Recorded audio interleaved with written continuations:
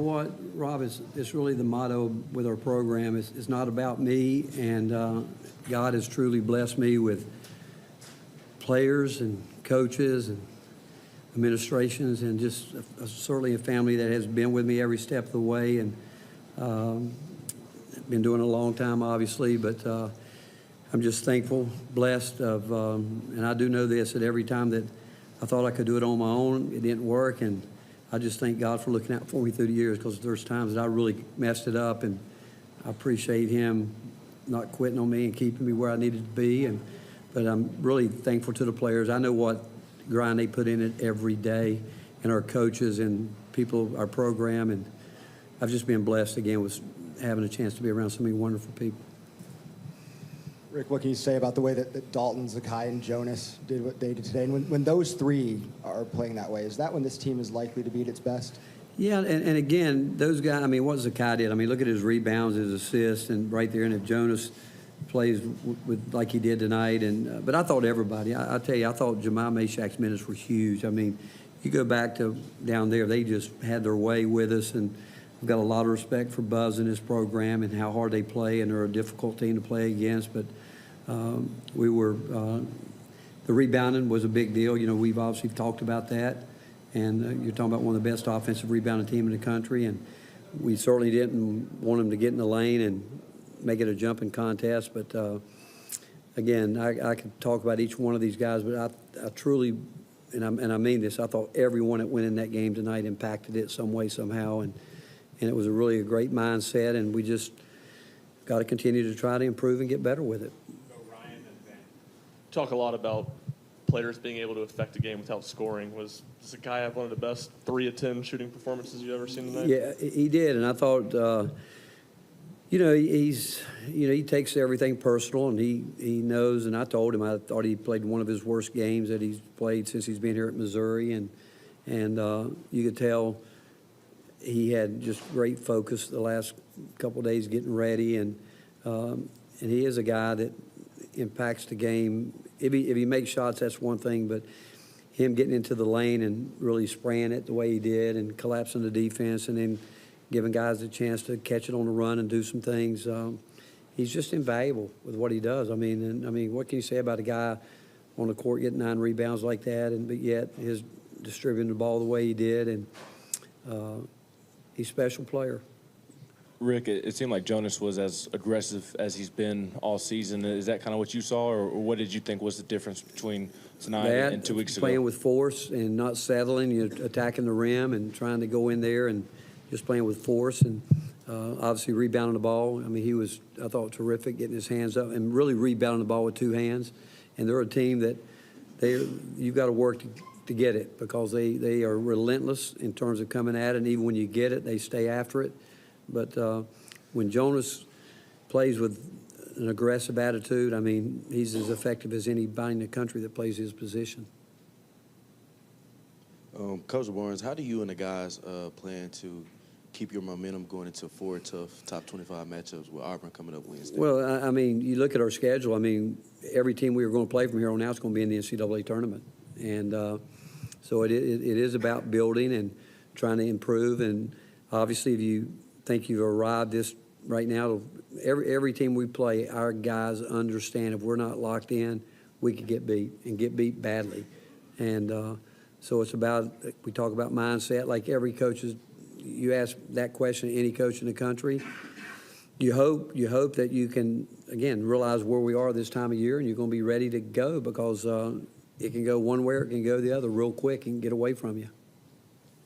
Coach, a lot of your possessions seems like you worked late into the shot clock in your half-court offense. What did you think of the pace of your half-court offense for most of the game today? There's no doubt we want to play with pace. I think everybody knows that, and other teams will play with pace too. But when you're getting this time of year too, I mean, this league is a great league, and I think it's a league that's worthy of 9 teams, and there's teams in this league defend, and if you don't get down the court, it's going to be a grind every night, because teams are they work hard at trying to keep you from getting early shots, and then they want to put you up against the clock if they can. And so pace is important for us, but I do think that we played a lot of different styles this year. We can play a lot of different ways with our team.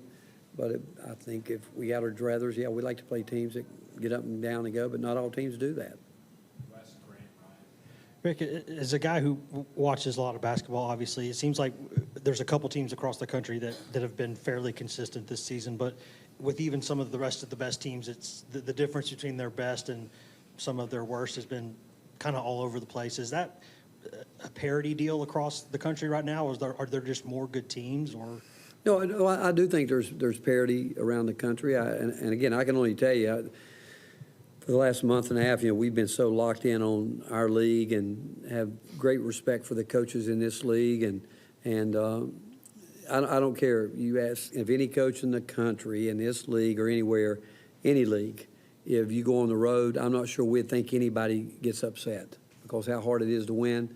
And then on the other hand, you think about winning at home. It's hard to win at home too. And so I do think there's certainly parity in college basketball. Certainly the transfer portals has something to do with that. But there's still a lot of basketball. There's some teams right now that people aren't talking about that still have a chance to make a move, and who knows, can catch lightning in a bottle, and who knows what might happen. But it's still about trying to improve and finding a way to get better. Rick, do you think 2 weeks ago in College Station affected this team more than other losses have this season? Or if this game meant more because of that? I don't think that. To be honest with you, they knew that I wasn't very happy after the game at Missouri, and it's not to take anything away from Missouri because Missouri played really, really hard. And they made the game the way it did, but did I think we were sharp mentally at Missouri? No, we weren't. We were not detail-oriented and just doing things that, and I talked about it. I said, hey, if this is who we are right now, we don't have but 7 games left. And you're either going to have 7 or how far can you go into the tournament? And we've got to decide, like every team right now, go back to mindset or consistency, knowing that everybody you play can beat you if you're not totally locked in and ready to play for 40 minutes. You feel like Tobe is starting to turn a corner these last 2 games?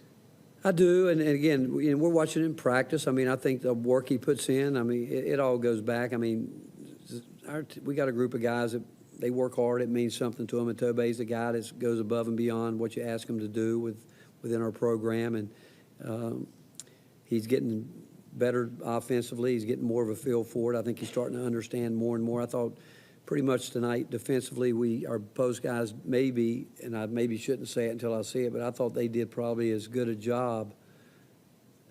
I'm saying it right now. I might change my mind when I see the film, but I thought they did as good a job as they've done all year, consistently getting up on the ball screen action.